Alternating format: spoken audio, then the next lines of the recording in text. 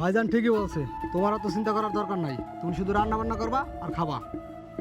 কিন্তু আমরা তামিমের সাথে যা করতেছি সেগুলো অতিরিক্ত হয়ে যেতেছে, আর অতিরিক্ত যে কোনো কাজই কিন্তু ধ্বংসের মূল হয়। ধ্বংস হবে, তোমার এত কিছু ভাবতে হইব না। শোনো, তুমি নাকে তেল দিয়ে ঘুমাও, যা ভাবার আমরা দুই ভাই ভাববো, ঠিক আছে?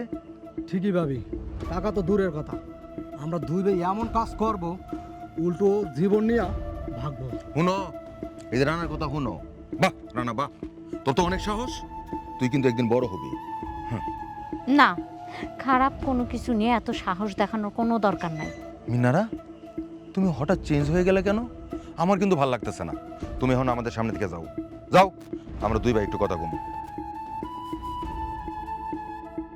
শোন, তোর যে কাজটা করতে হইব, এখন থেকে আমরা দুই ভাই মিলা পরামর্শ করবো কেমনে তামিম রে এই বাড়ি থেকে বার করা যায়, ওর সম্পত্তি থেকে বঞ্চিত করা যায়, বুঝছস?